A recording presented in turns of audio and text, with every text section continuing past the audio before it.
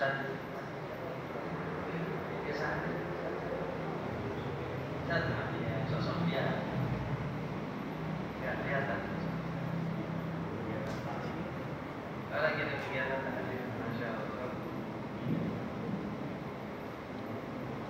Dalam bersabda siapa Nabi Sallallahu Alaihi Wasallam, Fahihun wahidun mutawarrihun asyaddu ala syaitani min alfi abidin mujtahidin jahilin wara'in. Nabi bilang, satu orang yang faqih, satu orang yang alim, satu orang yang berilmu itu lebih memberatkan bagi syaitan di dalam menggodanya daripada harus menggoda 1000 orang yang tak berilmu. 1000 orang yang tak berilmu.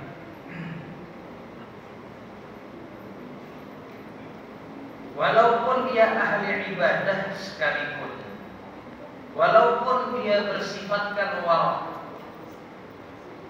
walaupun dia bersifatkan wara', ahli ibadah, wara' pula lagi, tapi nggak berilmu. Kata syaitan, saya lebih baik menggoda 1000 orang macam ini daripada menggoda satu orang yang alim, yang ngapalin ilmunya. Kenapa dikatakan? Karena syaitan manakala setiap kali dia membukakan pintu-pintu hawa terhadap para manusia, kemudian pintu-pintu tersebut dihiasi oleh syahwat,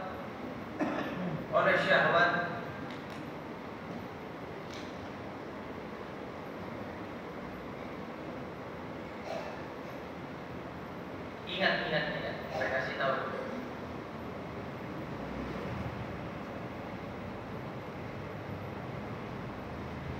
Yang ada di dalam diri kita ini adalah nafsu. Adapun keindahan yang di luar diri kita yang kita lihat itu adalah syahwat, hawa. Oke? Makanya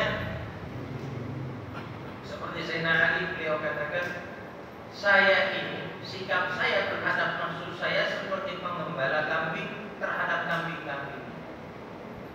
Kalau ini kambing waktu saya gembala mulai keluar dari jalur ini, saya pecut dia. Nafsu.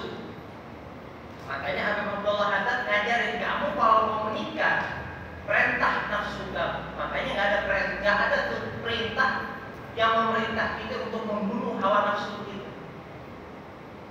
Nafsu itu ada di baik. Adanya nafsu itu baik. Kalau terdidik, kalau nggak terdidik itu yang jadi nggak baik. Makanya kata Habib Abdullah Haddad, kamu kalau mau nikah contohin. Perintah nafsu kamu untuk ngecek. Iya, suka nggak? Suka sama perempuan ini. Akhlaknya gimana? Nanti ente nimbang tuh akalnya. Nafsu udah oke pokoknya. Di bawah itu hasratnya gitu itu. Karena ketemu sama lawannya yaitu syahwat. Lawannya nafsu syahwat. Ingat, bukan cuma perempuan, makanan, minuman, semuanya syahwat yang di depan mata kita. Paham nggak?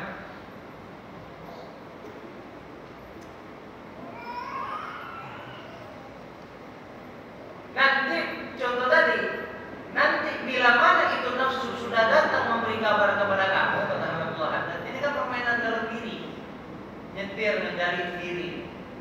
Oh, disuka sama perempuan ini, oh nafsu saya condong kepada ini wanita. Akal kamu mesti tetap berada di atas nafsunya. Di atas nafsu, karena presidennya atau pengontrolnya sih nafsu. Bagus nggak nih perempuannya? Solehah nggak? Bagus nggak dia buat jadi ibu dari anak-anak saya? Paham kan? Contoh pertama. Contoh kedua, waktu kita lagi puasa Ramadan. Tengah hari bolong melihat tengah hari bolong melihat makanan. Si nafsu udah nggak sabar pengen menyantap itu. Tapi akal kita kebanyakan dari itu umat muslim mampu mengendalikan si nafsu. Bukan sekarang. Benar nggak? Akal peranannya.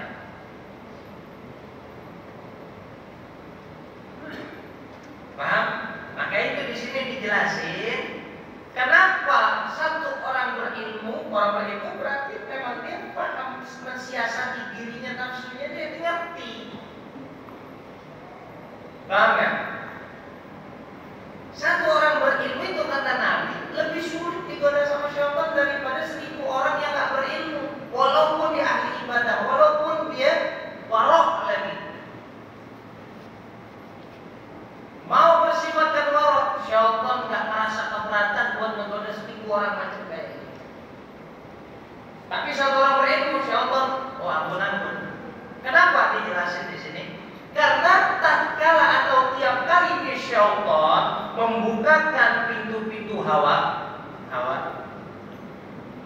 yang dihiasi dengan syahwat, berarti kan mengundang nafsu itu, betul kan? Ya. Syaitan mengundang nafsu kita pakai syahwat. Ini senjatanya syaitan nih, biar paham nih. Senjatanya syaitan menyebabkan kita terbalik, menyebabkan kita tergelincir, senjatanya syahwat. Tabiat perempuan, nafsunya perempuan ya, tabiat nafsu perempuan hobi sama perhiasan.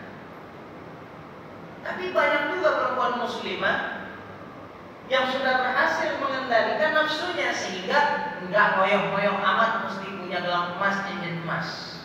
Berhasil tuh dia. Benar ya?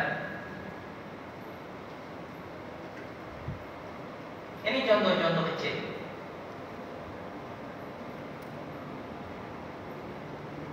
Nah, syaitan kerjaannya setiap bukain pintu-pintu hawa, pintu syahwat. Pintunya di mana? Fi qulubihim, di dalam hatinya manusia ini. Di dalam hati setiap manusia, mau orang yang berilmu, nggak berilmu, tetap dibukain sama syaitan.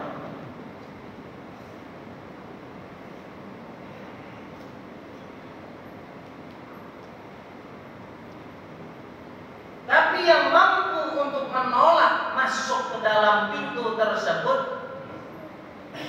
dan mampu untuk menutup kembali pintu tersebut yang dibuka sama syaitan hanya orang-orang yang berilmu, karena dia paham. Contoh kecil, contoh lagi. Kita ini duduk di majelis taklim.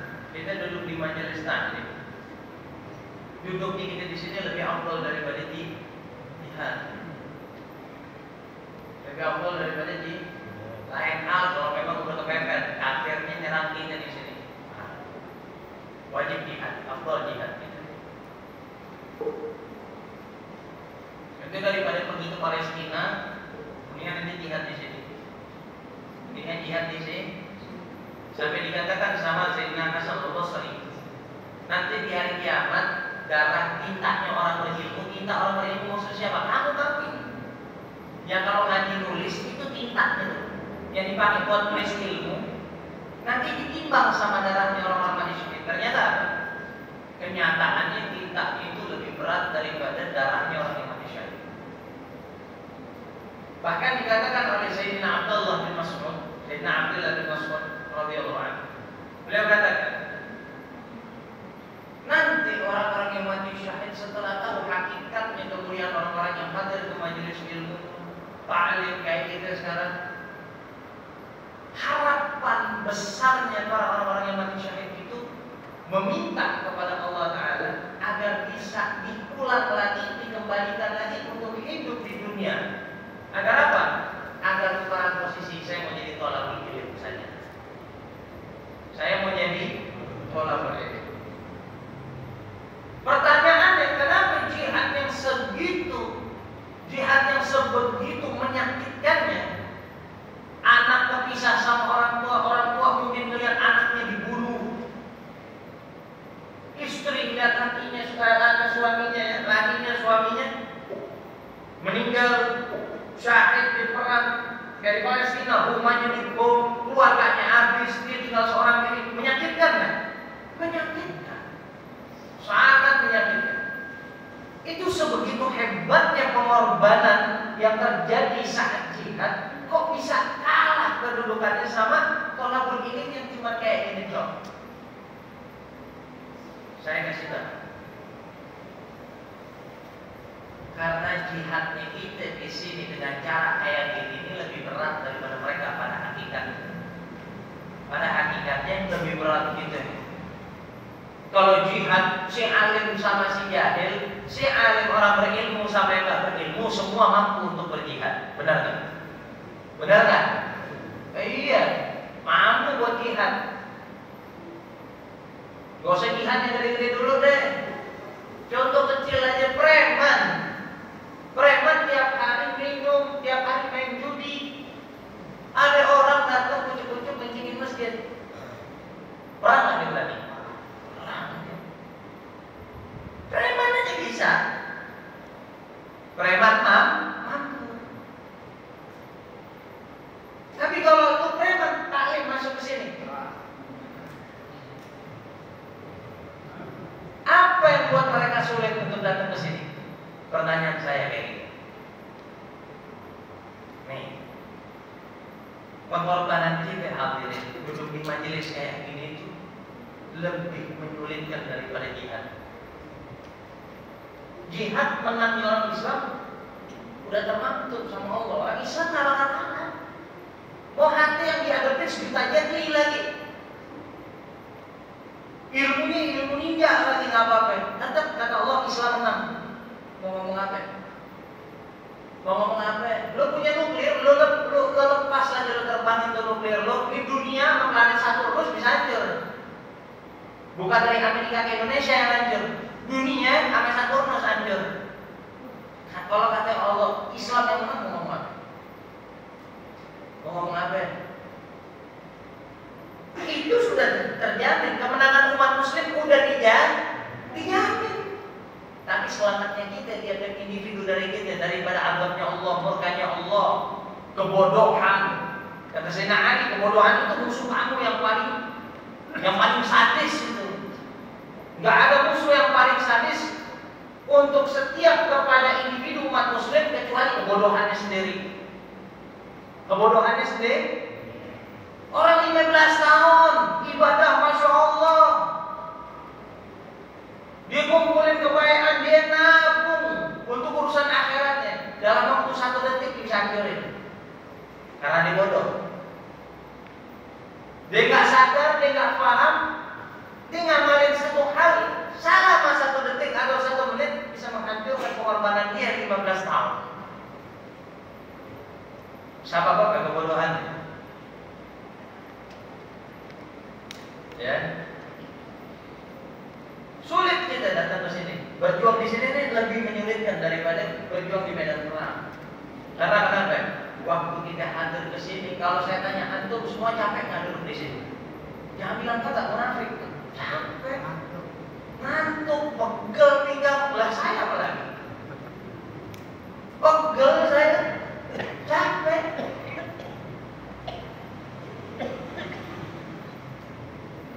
Menurut kita itu sederhana itu, hati-hati itu.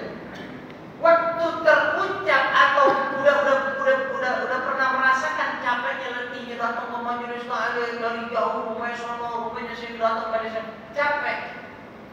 Ini alat yang bakal dijadiin insyaallah untuk menghasut kita. Lu ngapain taklim lagi? Lu nggak ngerasa, nggak sadar kemarin capek lu di sana begitu doang.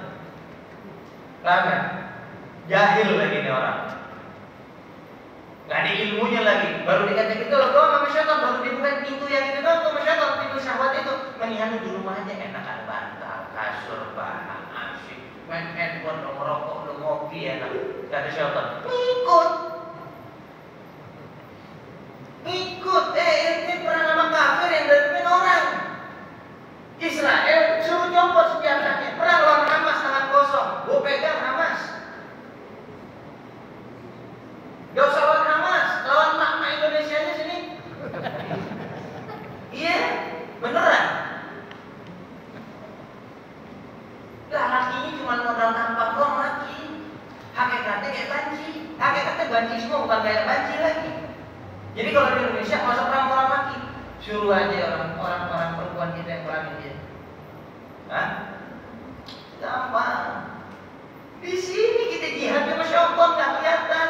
Diri kita sendiri nih yang jadi musuh. Ini syaitan ngacak-ngacak underdale hati kita nih. Dia oprek sama dia. Masa talim deh lu, gak enak lu capek kurang kerja abang. Gak enak. Belum lagi ntar lu dimarahin sama guru lu. Ya gak? Belum dimarahin sama guru lu, belum begini, belum begitu. Ya mudah-mudahan, gue gak keturunin Nabi juga tuh. Ya gak? Lu berdoain, mudah-mudahan lu dimarahin Allah daripada dimarahin gue. Ya gak? Mudah-mudahan orang-orang kayak gitu dimarahin sama Allah. Kalau maci gua datengin tuh orang. Ini enak nih di masjid, yang hadir banyak. Baca Fatihah aman ya, manjur makannya. Ya gak? Parah. Siapa bisa begitu hebatnya punya makar itu? Kalau Israel sih kacau. Iya beneran, gak usah negara bantu deh. Gak usah gabungan negara buat perangin Israel. Hamas aja kasih senjata yang setara sama dia. Mereka gak hancur. Makanya sahabat waktu habis perang Badar 300 lawan berapa? Lawan 1000. Merasa capek, sahabat yang gak ikut perang duduk di saf pertama. Ini sahabat yang belum perang melihat sahabat-sahabat duduk di saf pertama ngedumel. Lalu pada gak ikut perang duduk di saf pertama. Siapa yang membuat kita yang perang? Sahabat ini gak pernah mau ketinggalan kebaikan satu pun gak mau. Sedikit gak mau. Apa kata Nabi Mus? Ente ngomong begitu kenapa? Ente ngerasa capek habis ngadepin perang besar. Itu menurut ente udah besar perang. Iya ya Rasulullah. Oh, ada peperangan yang lebih besar dari ini kata Nabi. Apa ya Rasulullah? Udah perangin nafsu lu tuh. Itu Nabi udah ngisyaratin. Lu perangin nafsu lu kata Nabi. Perangin nafsu lu, didik nafsu lu. Karena kalau lu gak didik, syaitan baru kasih tiupan lu, belum diajak ngomong nih. Syaitan belum kerja nih, baru tiup dong. Baru tiup dong sama syaitan. Udah pancu, ya aman tuh. Bukan aman tuh bilang, aman tuh bika. Saya beriman sama kamu. Makanya tuh waktu Iwan Fals sekarang lagu judulnya judul albumnya Manusia Setengah Dewa. Salah dia. Manusia setengah setan sebenarnya. Banyak banget manusia setengah setan. Setengah kafir. Paham? Ini. Makanya hal kayak gini nih di saat disadarin oleh para guru, para orang-orang alim, ini kan bakal jadi hal yang merepotin banget ini bagi orang alim karena mesti jagain umat-umat yang ada ilmunya. Ya Allah, gimana umat gak akan jeblak? Si umat dinasihatin dikit, disantet dikit, dimarahin dikit, ditegur,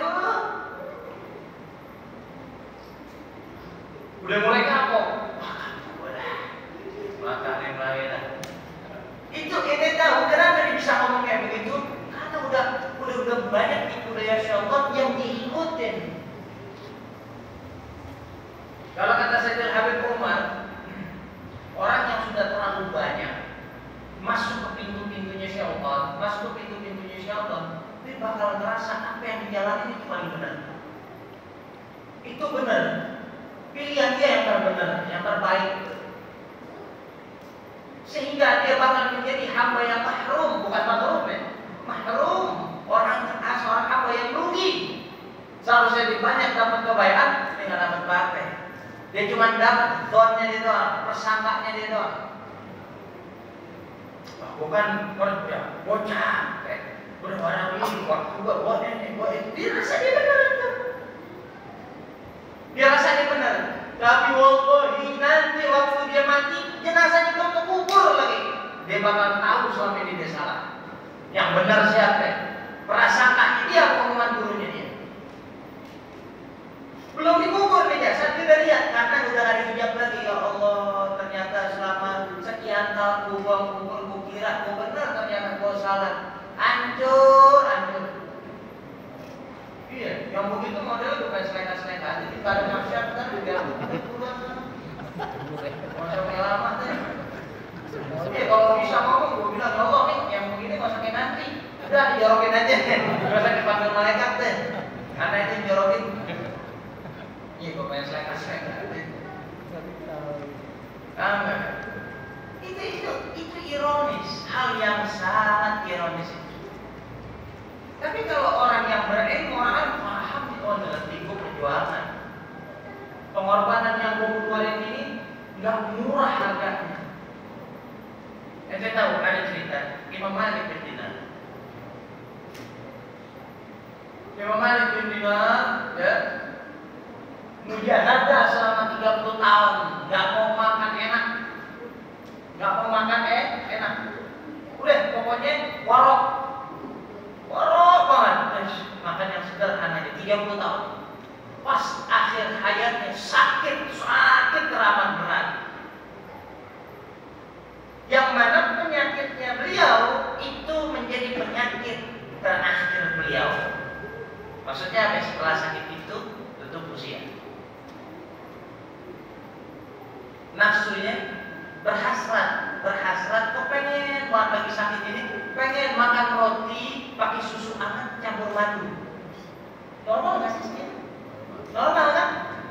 Iya, coba tuh. Patok tanya. Kalau sakit, maunya banyak. Bisa goreng boleh. Banyak lah maunya. Yang ada sudah ada gitu. Aman. Panggil pembantunya Imam Malik bin Dinar. Tolongin saya dong. Tolongin banget. Bawain saya roti gandum 1, susunya hangat, kasih madu. Taruhin madu ya. Oh ya. Wah, gurunya minta bawain. Ini murid belum keluar kamarnya Imam Malik bin Dinar, baru mau sampai pintu kamarnya, dia dengar Imam Malik ngomong sendiri. Lihat, ada roti, ada susu, ada madu, enak. Ini pembantu boleh. Guruku ngomong siapa ya? Dia ngomong sendiri. Baru pahamnya setelah Imam Malik bin Dinar ucap, nafsu. Lu pikir gue mau nurutin lu? Gue udah 30 tahun mujahadah terus gue mau hancurin dalam waktu semenit perjuangan gue. Hah? Mati deh lu. Kemauan lu gak turutin. Meninggal dalam keadaan mujahadah. Ada Imam Malik bin Dinar. Kalau kita belum bisa tuh habis gitu. Sampai begitu tuh belum bisa gitu. Baru digambarin sama Shelton, pulang enak, ngopi, asik, baru makan, main handphone aja. Oh besok kerja lagi. Pulang. Iya pada sok sibuk deh tuh ya nggak. Besok dia bakal sibuk dia ambil maksiat. Amin ya Rob. Bukan kita sama orang sok sibuk. Amin ya Rob. Mudah-mudahan dia ambil maksiat dia orang paling sibuk dia. Bisa capaan. Ya Allah siap. Nah, tapi kalau orang berilmu dijelaskan, oh dia paham, bentuknya kayak tadi Malik bin Dinar paham. Oh, ini si Syaitan lagi bukan pintu hawa, si dihiasi syahwatnya pakai roti. Nah, subuh dia ingin roti, ya susu hangat sampai madu. Oh nggak mau, gue. Kalah tuh Syaitan. Kalah itu Syaitan, makanya kata Nabi satu orang kan mujtahid warok, orang yang berilmu lagi warok, ini lebih sulit buat digoda Syaitan. Sosoknya baru ada nyebut nama itu tadi. Betul banyak. Banyak Alex itu ya. Betul. belok kanan di mari, jangan pakai pindah situ.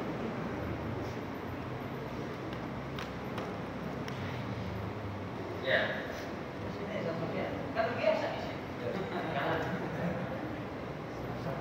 Kalau nggak disuruh nggak apa-apa, kalau diminta mau di depan. Nah, awalnya lagi aja awal purnama ini. Jadi bacotnya lagi beda sama yang minggu-minggu kemarin. Ya enggak? Iya. Emang setelan kiai paling enak. Jalan pokok, yang ngambil pikir, kopiah, yang takut kelihatan jadi keren.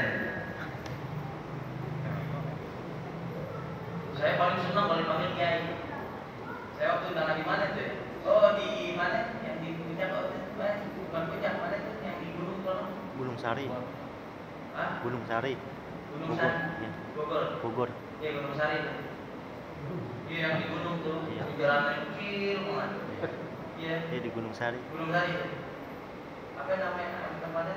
Paminjahan. Pamijahan. Oh. Panggilnya kiai. Asik. Kiramat. Alhamdulillah sampai dipanggil kiai. Iya kan enaknya orang punya ilmu begitu tuh. Itu hasanahnya kayak gitu kalau kata Gus Bahas. Nggak dipanggil Habib nggak apa-apa, tetap aja kiai ini nggak hilang. Dipanggil Ustaz bisa aja kan.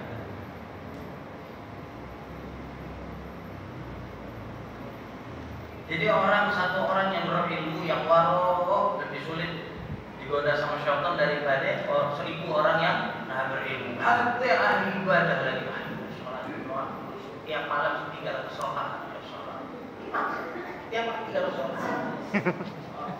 Imam, nah itu hari hampir 750 orang hari. Kemarin lagi temennya satu itu boleh puasa Daud itu makanya kurus lagi puasa Daud. Bukannya 300 rakaat belum kerja sholat duha dulu. Jadi kalau sholat bosnya marah-marah, dia punya bos aneh tadi duha dulu 300 rakaat. Kali ada pemotor lebih afdal mau daripada benteng. Makanya kurus aja deh. Ya kan? Tiru mereka itu tiga sekawan. Masya Allah. Itulah Masya Allah ya. Makanya saking hebatnya Rasulullah bilang fadlul alimi ala abdi kafadlil qamari lailatal badri ala sa'iril kawakib.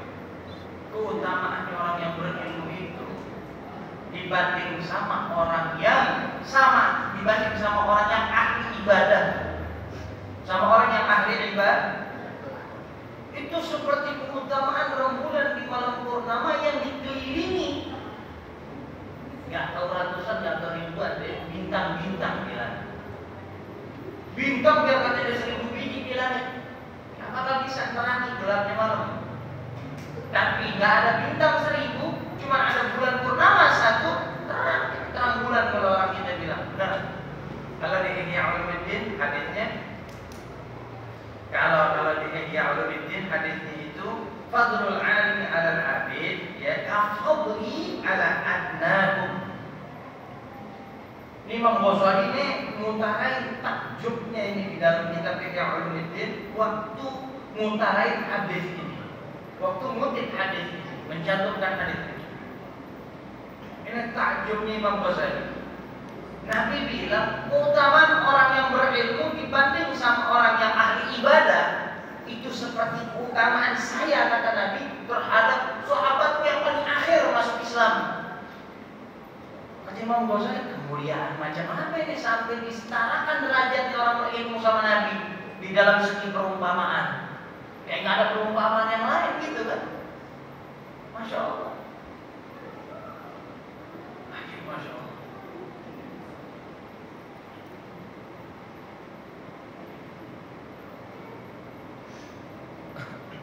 Makanya di sini dijelaskan sama Syekh Nawawi yang dimaksud hadis tersebut nisbatu syarafil alimi ila syarafil abidi kan nisbatin nabi ila adna syarafi sahabat.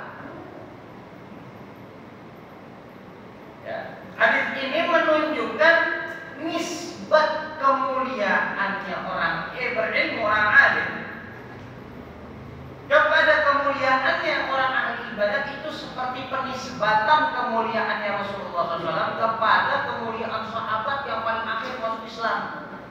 Padahal derajat kita sama sahabat yang paling masuk Islam masih gak ada apa-apanya. Tapi kata Nabi, andaikan lo berilmu, lo punya kedudukan sama kayak kedudukan kemuliaan gue terhadap mereka yang paling masuk, yang terakhir masuk Islam. Makanya kata Imam Ghazali, di kemuliaan Masya Allah sampai segininya disetarakan kemuliaannya dengan kemuliaan Nabi.